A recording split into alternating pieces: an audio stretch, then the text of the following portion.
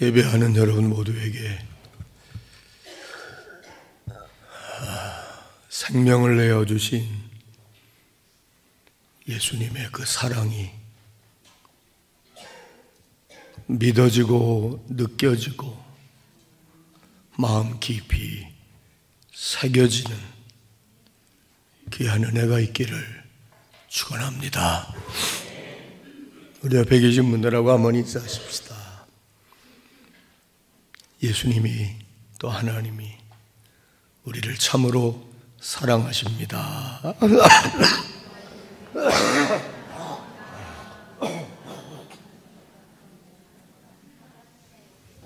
또 해요.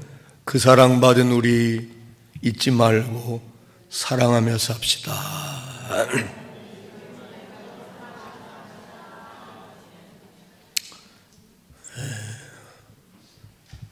목감기가 아직 안 나서 멋진 목소리를 선명하게 들려드리지 못해서 송구합니다. 오늘까지는 아마 그럴 것 같은데, 거의 다 난 것 같은데 가래가 빠지지 않아서 기침이 자꾸 납니다. 2부 때 그랬더니 여러 권사님들이 뭐 이것도 좋다 저것도 좋다 막 줘가지고 때려 넣고 나왔는데 아직 그런 것 같아요. 오늘 보니까 우리 젊은 커플이 처음 뵙는 것 같으네요.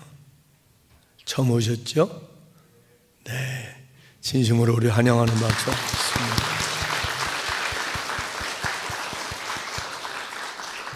우리 교회 오셔서도 기쁘고 환영하지만 더욱이 젊은 커플이셔서 요즘에 교회마다 젊은 사람들이 없어요.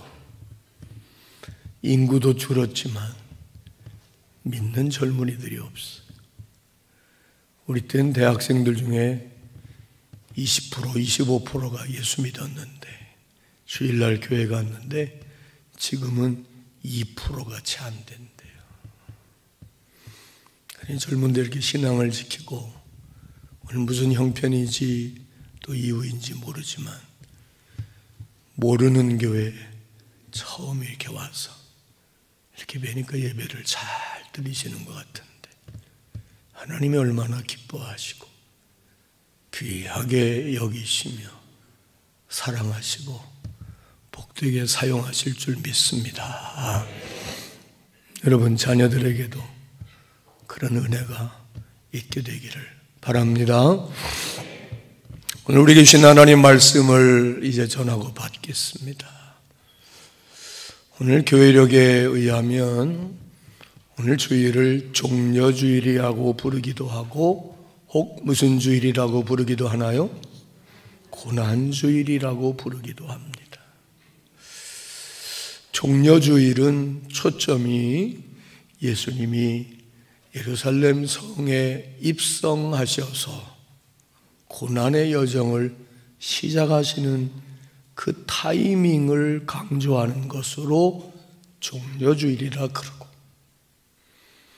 또 고난주일이라 하면 오늘부터 본격적인 고난과 순환을 받으시고 죽게 되어지는 이 일주일의 과정을 생각하고 거기에 강조점을 두어서 고난주일 그렇게 명명하며 또 말씀도 상고하고 보내기도 하는 겁니다. 오늘 저는 고난주일보다는 종려주일에 맞추어서 말씀 성서 일과를 택했습니다. 이것은 교회력에 따른 것으로 전 세계 교회가 둘 중에 하나를 택해서 이 말씀을 상고하고 또 듣고 배우며 우리에게 주시는 은혜와 교훈을 발견한 것입니다.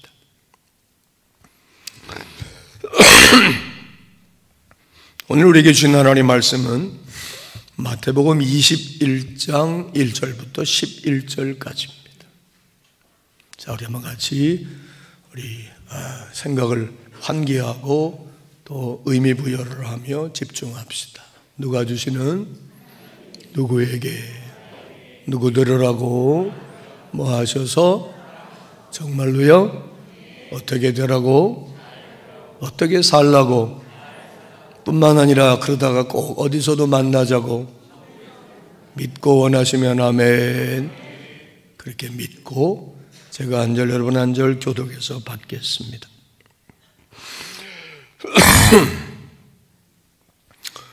그들이 예루살렘에 가까이 가서 감난산 벳바게에 이르렀을 때에 예수께서 두 제자를 보내시며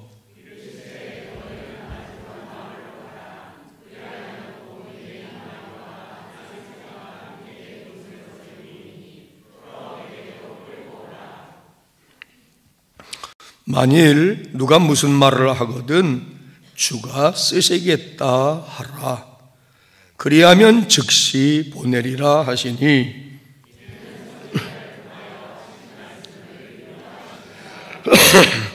시온 딸에게 이르기를 내 왕이 내게 임하나니 그는 겸손하여 나귀 곧 멍에 매는 짐승의 새끼를 탔도다 하라 하였느니라. 나귀와 나귀 새끼를 끌고 와서 자기들의 겉옷을 그 위에 얹음에 예수께서 그 위에 타시니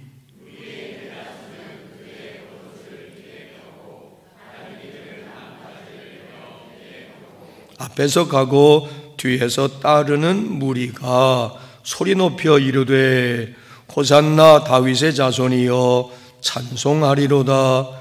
주의 이름으로 오시는 이여 가장 높은 곳에서 호산나 하더라.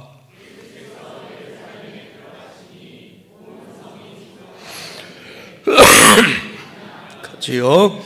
무리가 이르되 갈릴리 나사렛에서 나온 선지자 예수라 하니라. 아멘이십니까? 실제로 이루어졌던 일로 믿어지십니까? 오늘 이 말씀을 누구에게 주시는 말씀으로 특별히 어떤 메시지, 어떤 가르침, 어떤 것을 생각하고 배우게 할까 하는 생각을 하면서 오늘 여기 앉아 계신 분들은 이 말씀을 오늘 처음 읽는 분은 거의 없지 싶습니다. 제가 계속해서 말합니다. 아는 것을 새롭게 알자. 바로 알자. 깊게 알자. 더불어 나와 관련지어서 생각해보고 내게 주시는 메시지를 발견해보자. 아멘. 오늘 이 말씀 여러분 읽으신 대로 예수님께서 그간 3번에 걸쳐서 나는 죽을 거다 예언하시고 예고하셨던 대로 죽으시기 위해서 예루살렘에 들어가시는 과정과 장면이 소개되어 있습니다. 여러분 잘 아는 대로 예수님은 뭘 타고 가셨어요? 나귀. 근데 그 분명히 이유가 있었어요.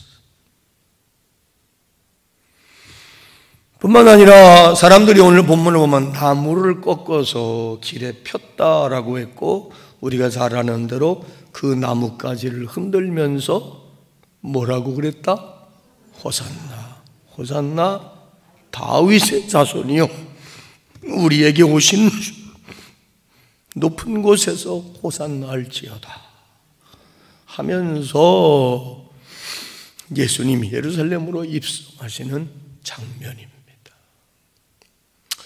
이 장면 자체를 통하여 우리가 몇 개 조금 더 알아야 할 지식과 정보들을 소개하고 예수님은 왜 나귀를 타고 들어가셨나? 그것도 나귀 새끼를. 요즘으로 말하면 동물보호단체에서는 예수님을 가리켜 동물을 학대했다고 할지도 몰라요. 새끼 타고 들어갔으니까. 또 보기 따라서는 예수님은 강도의 수괴가 아닌가. 왜? 분명히 주인이 따로 있었을 나귀와 그의 뭐까지 끌고 와라. 새끼까지 끌고 와라. 네. 대본사님 어디 갔어요? 아까 봤는데.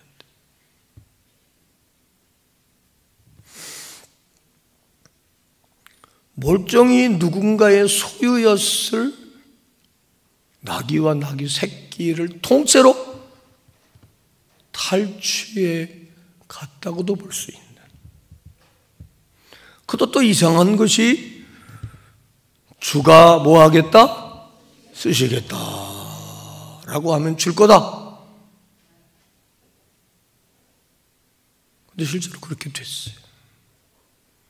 그래서 그 나귀에 제자들이 옷을 깔아드리고 또 같이 따라갔던 사람들이 자기 겉옷을 벗어서 예수님 가실 그 길에 쫙 펴놓고, 그것도 모자라 다른 사람들은 나뭇가지, 요한복음에는 그 나무를 뭐라고 그랬느냐? 종려나무. 종려나무가요 우리나라에도 있어요. 어디 가면 많으냐? 제주도 가면 공항에서부터 있는 야자수 있죠? 그게 종려나무예요. 그거 나뭇가지를 꺾어서 길에다가 쫙 펼쳐서 마치 지금으로 말하면 VIP가 지나가는 길에 뭐 깔듯이, 레드카펫 깔듯이 쫙 깔아놓고 예수님은 거기에 나귀 새끼를 타고 쫙 들어가셨단 말이죠. 우리가 평소에 알던 예수님은 그렇게 멋지게, 그지? 남의 옷을 짓밟고 나귀 새끼를 타서 나귀를 힘들게 하고, 혹은 남들이 깔아놓은 나뭇가지 위를 착 걸어가는 그런 분이에요? 아니에요. 아니에요.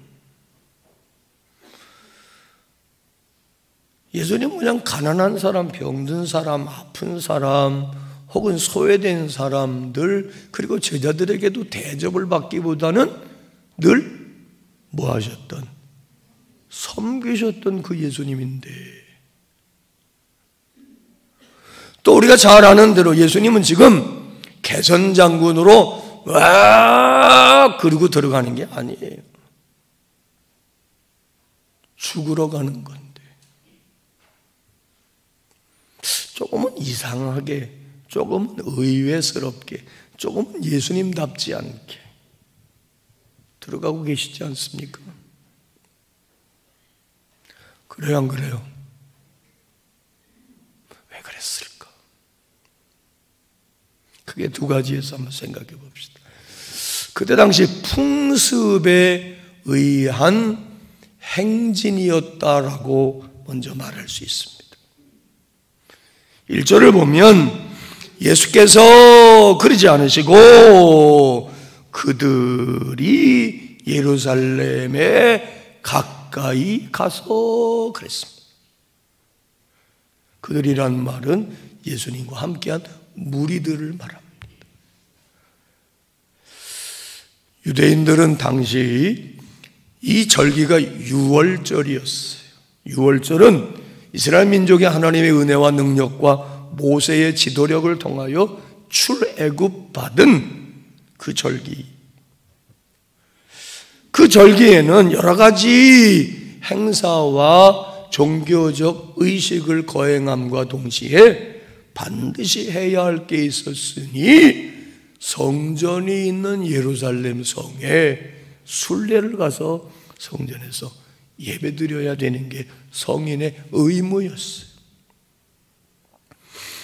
그러다 보니까 이스라엘 땅 전역에서 성지 순례단이 6월절 예배 제사를 드리기 위해서 예루살렘으로 다 모이는 거예요. 그런데 그 모일 때 동네별로 그룹을 지어서 같이 갔겠죠. 지금으로 말하면 관광버스 타고 어디 쭉 가듯이 말이죠. 그런데 하나의 풍습이 있었어요. 그것은 바로 예루살렘 성, 임금의 성, 다윗의 성, 하나님의 성전이 있는 곳에 들어갈 때는 그 순례단들이 제각각의 모습으로 퍼레이드를 벌리면서 들어가는 풍습이 있었어요. 마치 글쎄 여러분 브라질 리오데자네이로에 가면 그죠? 그 무슨 축제라고 삼바 축제라고 그래가지고 거기 가보면 동네마다 클럽마다 어떤 메시지를 가지고 준비해가지고 행진에 들어가는 그 명장면 카니발 축제가 있습니다. 그런 건 아니어도 당시도 순례단들이 다 치장을 하고 다 의미 부여를 하고 구성을 해서 순례단이 이 퍼레이드를 벌리면서 예루살렘 성에 들어가게 되어 있는 거예요. 그 순례단의 일환으로 예수님과 제자들과 그 일행들이 이제 들어가게 되면서 준비를 하는 과정이 바로 나귀 새끼 끌고 오라고 하는 겁니다. 순례단에는 마치 우리가 올림픽에서 메달 따고 그러면 옛날에 보면 그죠? 제일 먼저 올림픽에서 금메달 딴 사람이 누구나요? 레슬링의 양정모. 보면요, 어마어마한 퍼레이드를 했습니다. 근데 그 퍼레이드를 함에 있어서는, 그죠? 앞에 서는 사람이 있고, 주인공이 있고, 따르는 사람이 있는데, 그 주인공은 뭔가를 타고 들어가는 거예요. 그래서 예수님이 벳박에 이르렀을 때에 제자들 둘에게 명해서 당신이 타고 들어가야 할 짐승 동물을 끌고 오라고 하는 겁니다. 자, 여기까지 이해되면 아멘. 근데 그 짐승이 뭐였느냐? 나귀 새끼였던 거예요. 근데 예수님도 금방 짐작해요. 아니 멀쩡히 내 나귀와 새끼를 누군가 끌고 간다 그러면 가만히 내줄 사람이 어디 있어? 그러니까 예수님이 부연 설명을 합니다. 그들이 뭐라고 그러거든? 어떻게 말해라? 주가? 자, 그러면 지금은 예수가 주고 구세주인 걸 알지만 당시에는 예수가 준지 거식인지 뭔지 몰라요. 그러면서 주가 쓰시겠다라는 말이 설득력이 있게 하기 위해서 유대인들이 너무나 잘 알고 있던 말씀 스가랴서 9장 9절을 인용해서 이 말을 상기시켜주고 이 말이 오늘 이루어졌다라고 설명하면 이해하고 내줄 거라 그렇게 얘기하십니다. 그 말이 뭐냐? 오늘 교동문에서도 읽었네요. 시온의 딸에게 이르기를 내 왕이 내게 임하나니. 당시 이스라엘에게는 유대인 왕이 없었어요. 하나님이 이스라엘을 회복시키기 위해 메시아를 보내줄 거고 왕이 하나님께로 올 건데 내 왕이 내게 임하나니 그는 겸손해서 통상 왕들이 타고 다니던 말이나 병거를 타지 않고 뭘 타고 나귀 곧 멍에 매는 짐승의 새끼를 타고 올 거다 하는 말씀을 이스라엘 유대인들은 다 알고 있고 외우고 있고 인지하고 그것을 기억하고 있으니까 그 말씀대로 우리 왕이 이제 예루살렘에 들어가는데 그분이 나귀 타고 들어갈 거라고 하나님이 예언해 주신 대로 나귀를 타고 가는데 그 나귀가 바로 당신의 나귀라고 말하면 기꺼이 내줄 거다. 그 말에 제자들도 납득이 돼서 잘못하면 강도로 몰리게 생겼는데 가서 얘기하니 어여 가져가라고. 우리 나귀 새끼가 이 일에 그분이 타시는 일에 쓰임 받는다니 너무 감사하죠.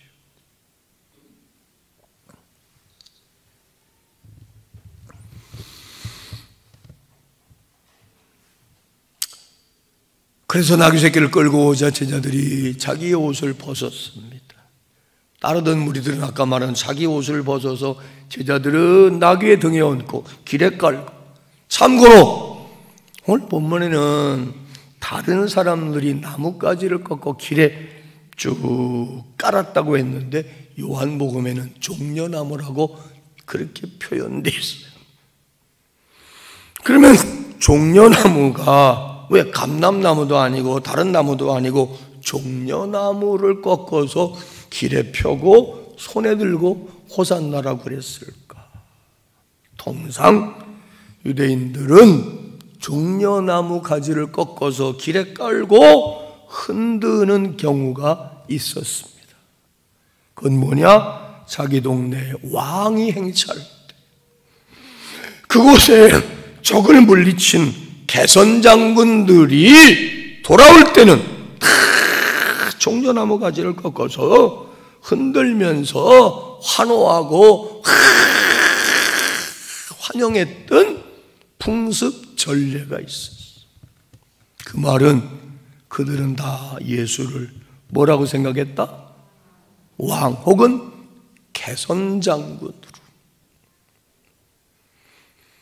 당시에는 유대인의 왕이 필요했고 로마를 물리치고 예루살렘 입성에까지 해서 예루살렘 그 행정 도시 수도에 있는 로마인들을 싹 다 멸해버리고 자기들에게 해방을 시켜주기를 바랬던 거예요. 그래서 그들은 다 같이 가지를 꺾어서 뭐라고 불렀다? 호산나 호산나 다윗의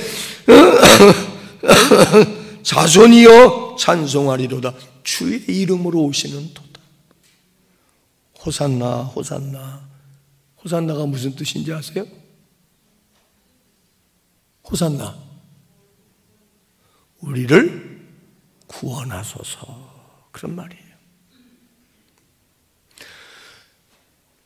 유대인들은 다 알고 있어요. 믿고 있어요. 기다리고 있어요. 다윗의 후손 가운데 우리를 구원할 자 메시아가 올 거라는 걸 믿었기에 예수가 다윗의 후손 가운데 왔거든요. 그리고 그들은 구세주요 메시지하여 자기들을 구원해 줄 존재로 알았기 때문에 그렇게 한 거예요. 이 말 역시도 시편 118편 25절로 26절을 인용해서 근거해서 그들은 철석같이 믿고 믿음의 표현으로 그렇게 연호하며 환영했던 것입니다. 자, 좀 새롭죠? 안 새로워요? 알겠죠? 왜 예수님은 그런 대대적인 행사를 벌이면서 예루살렘에 입성했을까? 그러자 각 지역에서 온 순례단들이 다 들으면서 제각각 퍼레이드를 했을 건데 이 예수의 일행은 유별나.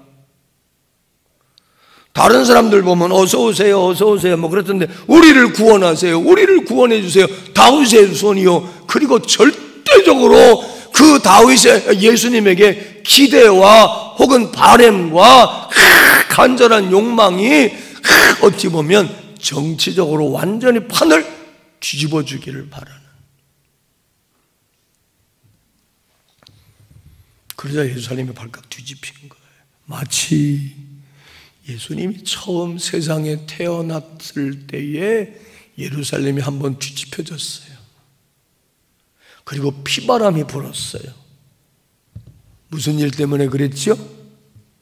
동방박사 셋이 별을 따라와서 그죠?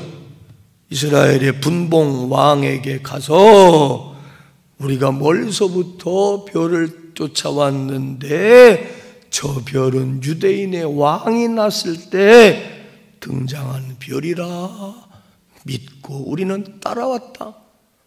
유대인의 왕이 났다는데 당신들 모르냐? 그러니 난리가 나서 헤롯이 그 유대인의 왕을 죽여야 자기가 살겠기에 그죠? 예수님과 비슷한 연령대 남자들을 싹 다 죽였듯이 예수에게 대단한 정치적 기대와 희망과 바람을 가지고 막 따르는 물이 많으니까 예루살렘 성이 발칵 뒤집히는 거예요.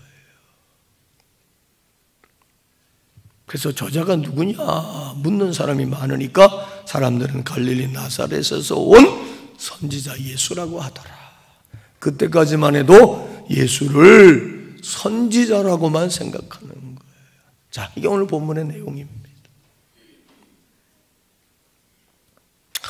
이 말씀 가운데서 중요하게 우리가 의미를 부여하고 더 정확하게 깊이 알고 오늘 깨달아야 할 말씀을 조금 더 상고해 봅시다. 아까 말한 대로 왜 퍼레이드를 했냐? 첫 번째. 두 번째, 예수님은 왜 말과 병거를 타지 않고 나귀를 탔느냐? 이건 무엇을 위한 퍼포먼스였을까? 예수님은 왜 굳이 어린 나귀 새끼를 타고 등장하시면서 뭔 메시지를 주고 싶으셨을 것인가? 오늘 이 모습이 나와 여러분에게 무슨 의미가 있는가? 이걸 이제 깊이 생각해 봅시다.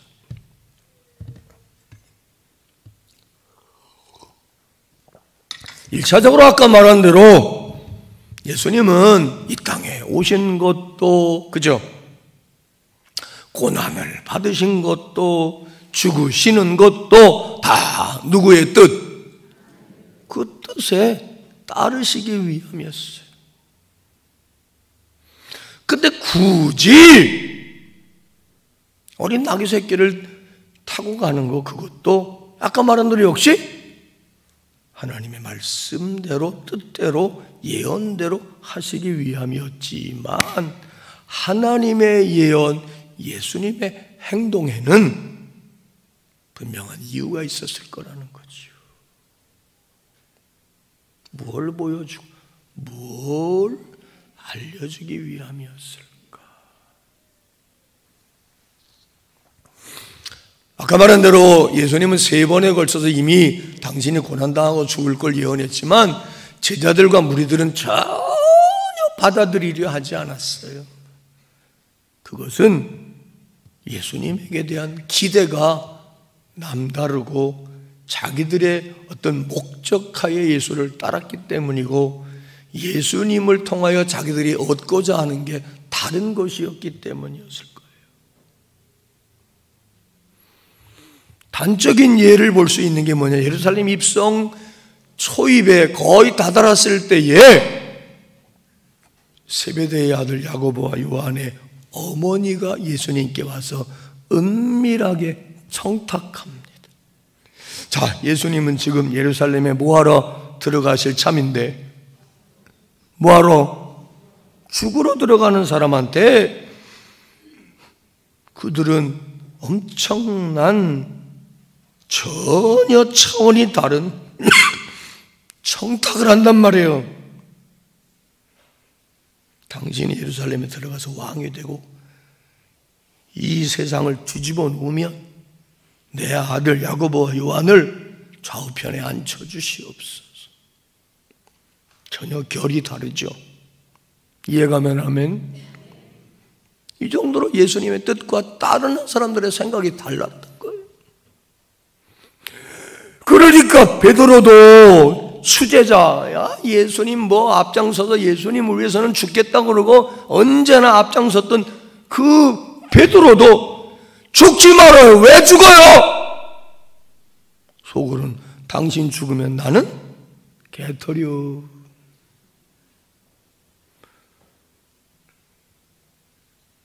제자들도 근심이 가득했다고 그랬어요.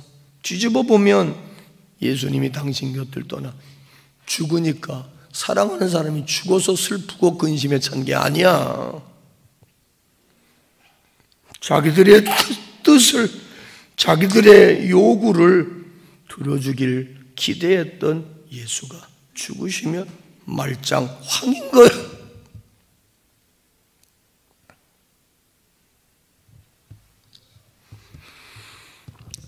그들이 생각했던 예수 그리스도, 즉 메시아는 고난받아야 할 존재가 아니라 영광을 받아야 할 존재라고 생각한 거예요. 그래서 예수 따라다니면, 예수 곁에 있으면 고난이 아니라 뭐 받을 줄로? 영광 받을 줄로 생각하는 거예요.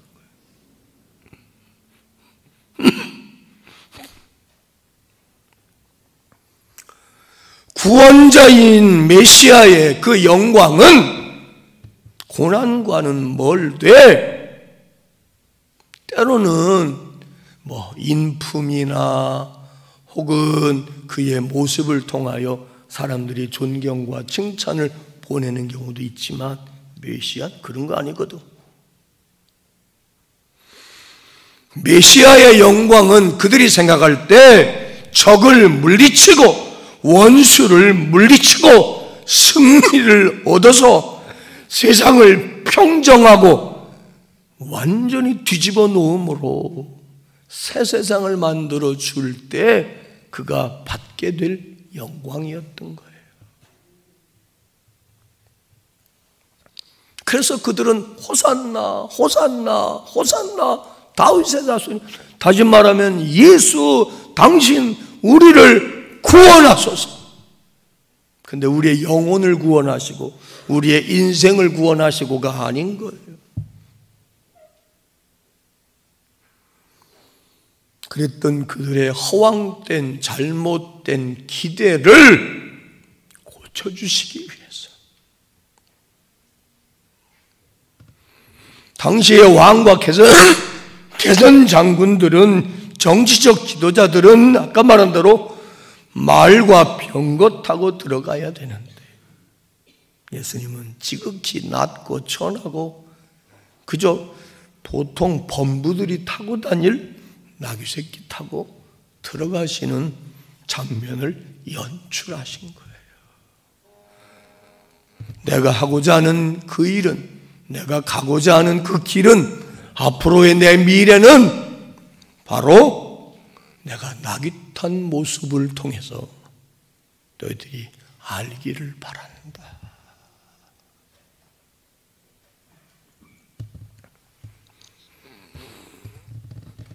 다시 말하면 말과 병거를 타고 막 적을 무찌르는 그런 이미지의 왕이 아닌 거예요. 싸움과 전쟁에 전혀 어울리지 않은 나귀를 탄 임금은 압도하는 힘과 능력을 지녀서 다 제압해버리는 그런 그리스도가 아니라 평화를 주고 화평하게 하고 사랑을 주고 사랑으로 세상을 뒤집어 놓은 평화의 왕, 사랑의 왕이 되실 거다라고 하는 것을 보여주시고자 했기에 다 같이 뭘 타시고? 나귀새끼를 타고 들어가신 것이다.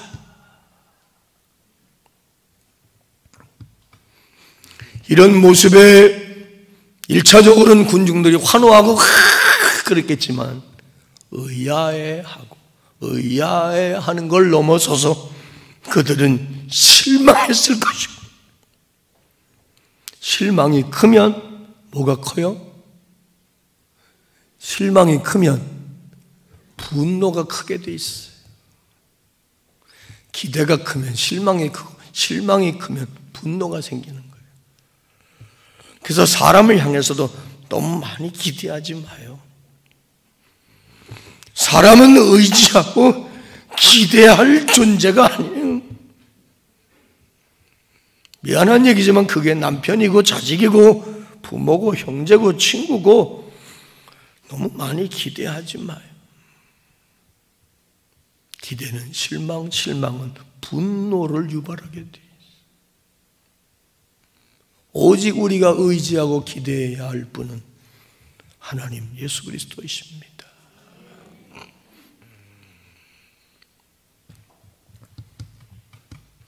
왕의 덕목은 그때는 왕정시대니까 지금 대통령하고는 좀 달라요. 왕의 덕목은 권위, 위엄 이거지 겸손이 아니에요.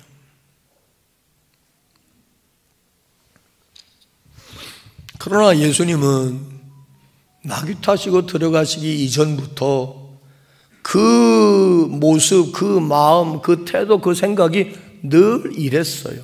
나는 마음이 뭐하고 뭐하니? 오케이.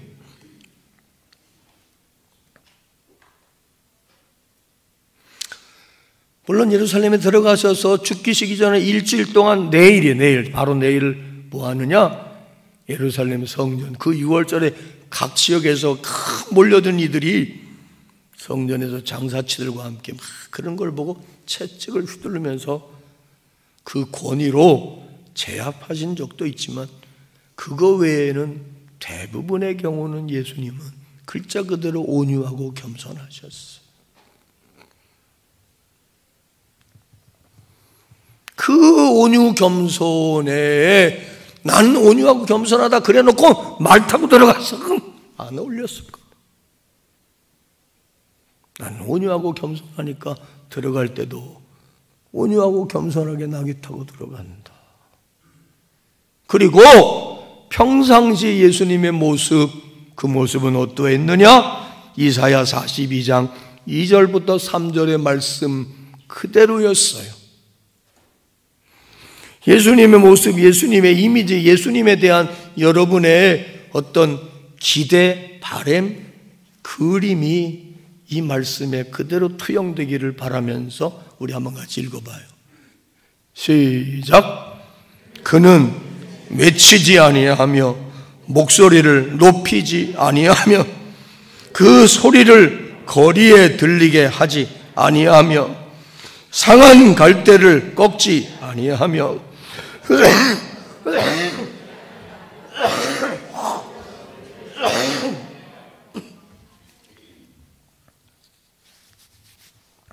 집에서도 이렇게 기침하니까 우리 집사람 부목사님들 설교시키면 어떨까요? 그래도 할 때까지 내가 해본다. 혀가 막 끊어지는 것 같아. 지금 밤새 기침하고 막 그래가지고. 그래도 또 가래가 안 나와가지고 여기 좀 심폐기능 한다고 푸시업을 20개 시키고 그러면 했더니 막 더해 막 죽겠어. 심폐기능 튼튼하게 하는데 푸시업이 남자들에게 참 좋아요. 권사님 푸시업 몇 개? 장재현 권사님 몇 개 하세요? 3개? 30개. 우와. 장 권사님 3개 할 것 같아. 그게 너무 아파. 그래서 잘 끝날 수 있도록 마음으로 기도해 주세요. 네, 오늘 지나면 나을 거예요. 코로나 아닙니다. 우리 집 식구 아무도 안 옮았어요. 걱정하지 마요.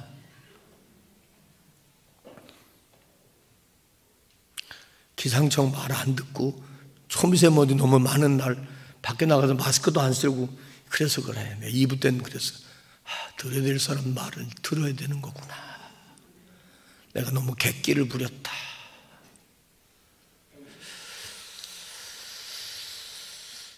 자, 했나요? 뭐라고 그랬느냐? 하나님이 예언했어요. 메시아가 오면, 하나님이 보내신 자가 오면 이렇게 행동할 거다. 그는 외치지 아니할 거다. 물론 회개하라 천국이 가까우니라 했지만 여기 외친다는 말은 저 소리만, 자기 소리만 막 하는 걸 말하는 거예요. 목소리를 높여서 막 버럭버럭버럭 그 소리를 거리에 들리게 하지 아니하면. 저 광화문 가서 마이크 잡고 문재인이 이 새끼 죽여버려! 그런 거 안 한다고 그랬어요. 웃으라고 그랬는데 왜 안 하지? 뻑하면 문재인이 사형시켜야 된다고 그러고 참 이상해. 상한 갈대를 뭐하지 아니하며 꺼져가지 않고 상한 갈대를 꺾지 않아. 누군가를 막 못 꺾어서 환장을 해. 잘 들어봐요. 내가 미리 얘기할 거지만 나중에 할 거지. 기독교가 말이죠, 처음에는 떡과 복음을 들고 들어가서 서구의 기독교들을 다 봐봐요. 다 식민지 만들어버렸어요. 응? 다 식민지 만들어버렸다고. 이거 잘못된 거예요.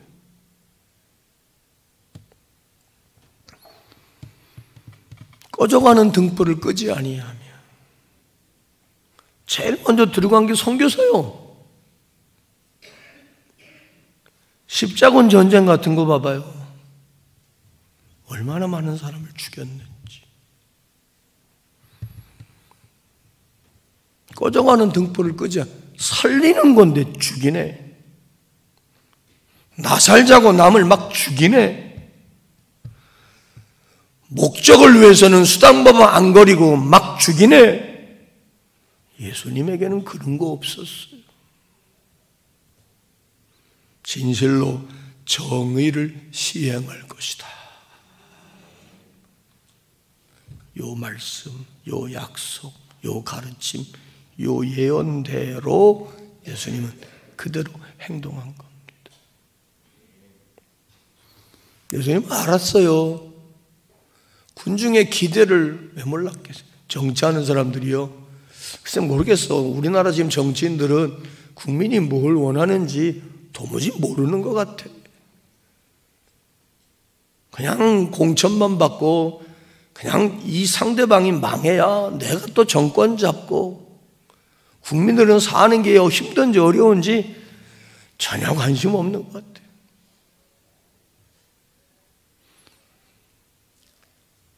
예수님 다 아셨어요.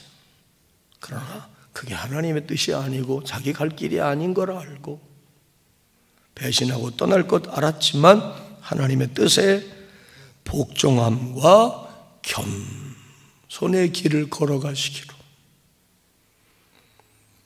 그리고 그 길을 멈추지 않고 십자가를 향하여 걸음을 시작하신 날이 바로 오늘입니다. 이제 정리 단계, 가장 중요한 이야기를 이제부터 해봅시다. 오늘 우리는 이 종려주일에 나귀 새끼를 타고 들어가신 예수님의 장면, 그 마음, 그 행동, 그 심정, 그 태도가 보여주고자 하는 바로 그 지점에 우리는 주의하고 집중하며 생각해보고 점검해보고 결단해야 합니다. 뭘? 세 가지. 나는 예수님을 어떤 지도자라고, 어떤 구세주라고, 어떻게 일하시는 분이라고 과연 생각하고 따르고 있느냐 하는 것입니다. 많은 사람들이 그때나 지금이나 예수 앞에 옵니다. 교회에 옵니다. 근데 그들이 기대하고 바라는 건 사실 다 달라요.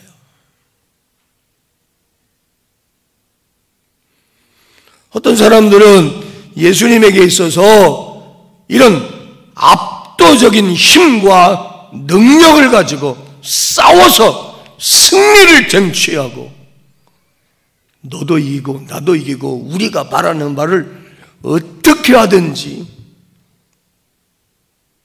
이루게 해주시기를 바라는 강력한 구세주를 기대하는 사람들이 있습니다.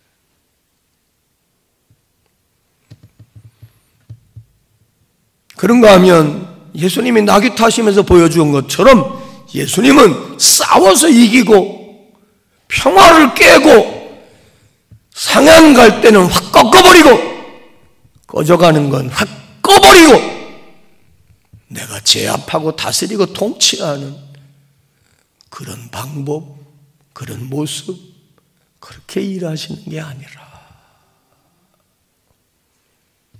겸손함과 평화로움과 화목함과 사랑함을 통하여 우리를 새롭게 해주시고 세상을 새롭게 해주시고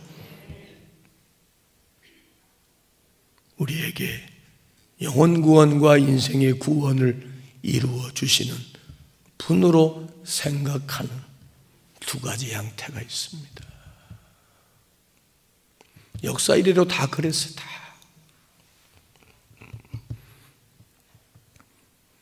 여러분은 생각하는 예수님, 그분의 일하시는 방법, 그분을 여러분이 따르는 이유, 여러분이 바라는 예수님의 모습은 어떤 겁니까? 또 하나, 예수님의 대열에 참여했던 그 수많은 사람들이 기대와 믿음을 가지고 호산나 다윗의 자손이요 라고 연호하며 자기들이 원하는 것을 얻게 해주기를 바랬지만 예수님은 자기들이 원하는 그 길로 그 모습으로 가지 아니하시는 것을 발견하고는 수많은 사람들이 예수님을 떠났습니다. 가룟 유다는 예수님을 팔아먹었습니다.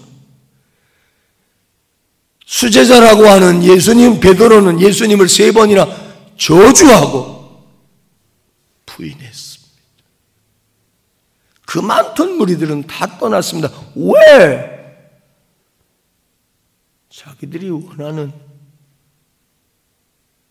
그런 분이 아니라고 생각했기 때문에 예수님의 길, 예수님의 삶, 예수님의 말씀이 나의 기대와 다를 때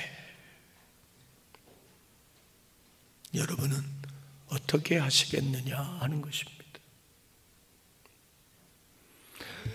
제자들과 무리들이 기대했던 메시아는 싸워 이김으로 승리해서 영광을 누리는 메시아였습니다.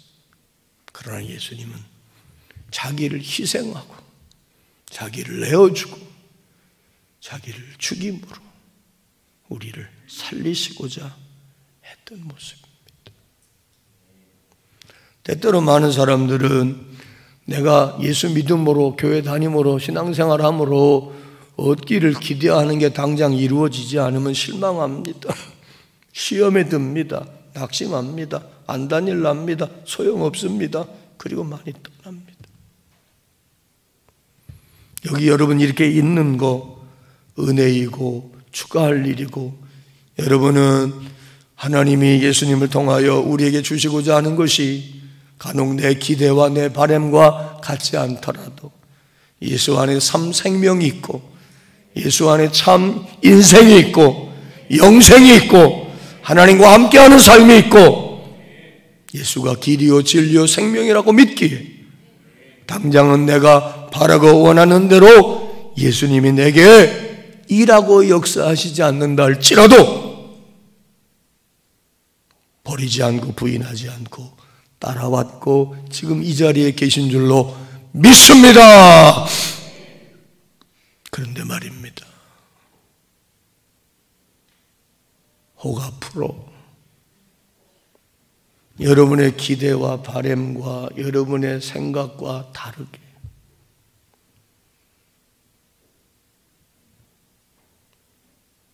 예수님이 하나님이 여러분에게 그 어떤 것들을 제시하시고 요구하시고 여러분에게 일하신다면 어떻게 하시겠습니까?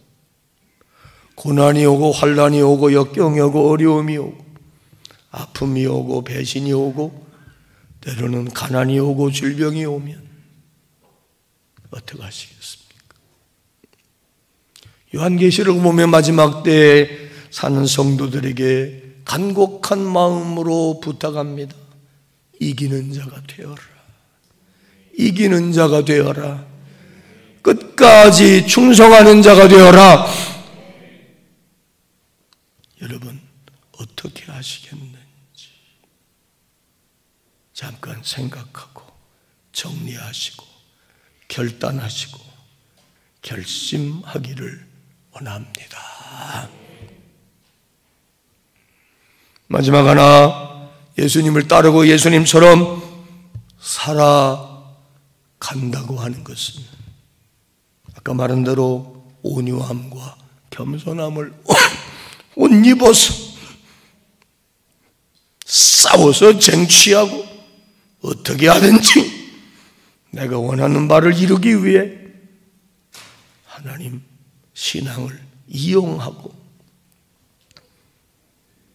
그런 모습이 아니라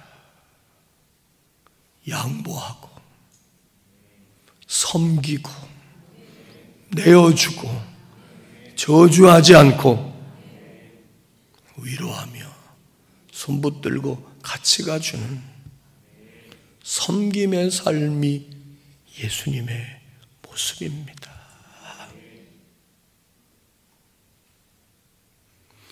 우리가 예수를 길이요 진리요 생명이라고 믿을진데 예수님의 마음을 품고 예수님의 길을 같이 감에 있어서는 우리도 나귀를 타는 심정으로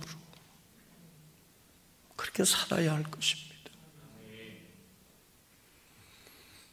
막 자기 소리만 외치지 않고 목소리를 높이지 않고 어디든지 목소리 큰 사람이 이긴다. 교회에서도 목소리를 자기 목소리 치는 사람들이 너무 많은 경우가 우리 교회 말고 많습니다.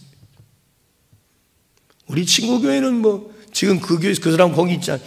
예배 끝나면 교인들이 길바닥에 나가서 목사패하고 장로패하고 맞서서 싸워.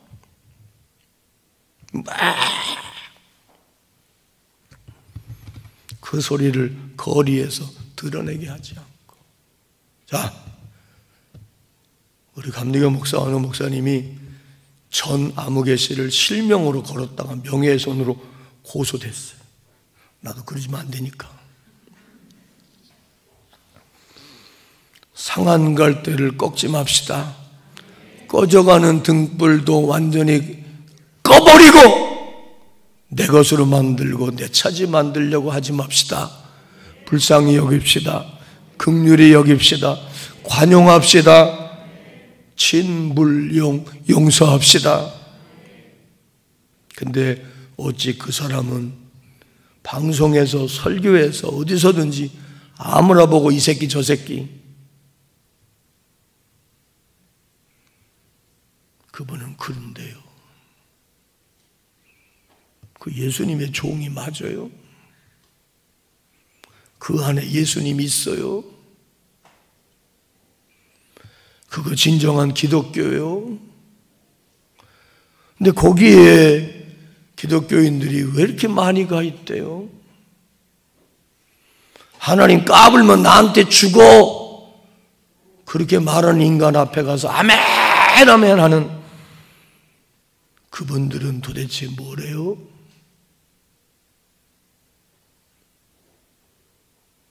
예수 따라 사는 사람인가요? 홍준표 씨가 그래가지고 또 난리가 났어. 아니 목사님이 아무 데서나 개새끼 새새끼 하는데 그게 목사 맞냐고 그러니까 홍준표 이 새끼가 그러고 또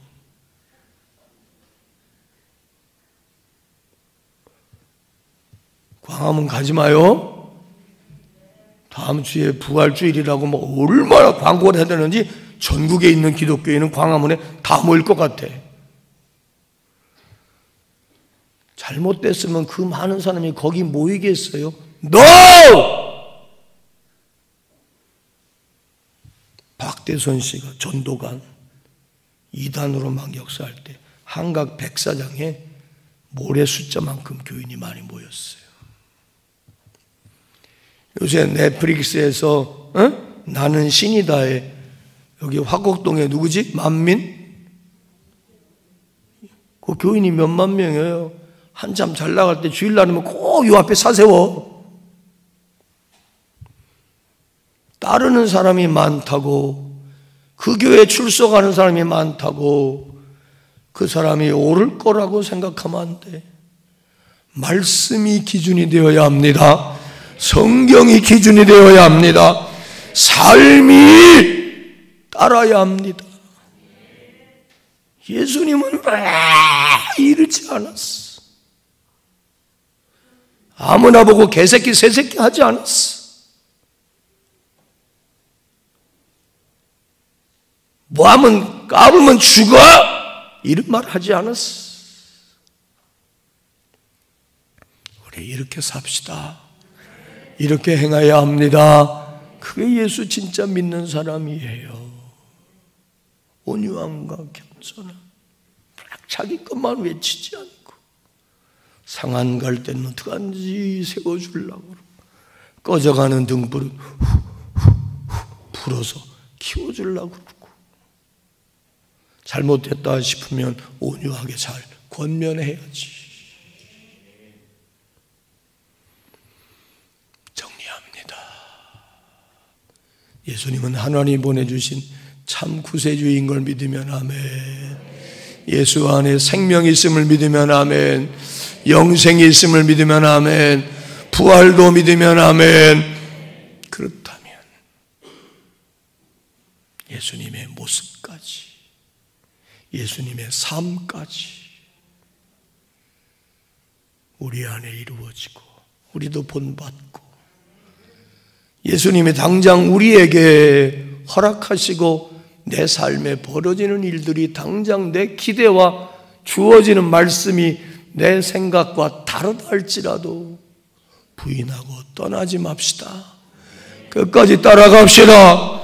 주님의 모습을 따라 살아서 참 행복, 참 영생, 참 진리를 따라 살고 천국에 이르게 되며 하나님 영광 돌리는 귀한 삶이 되기를 축원합니다.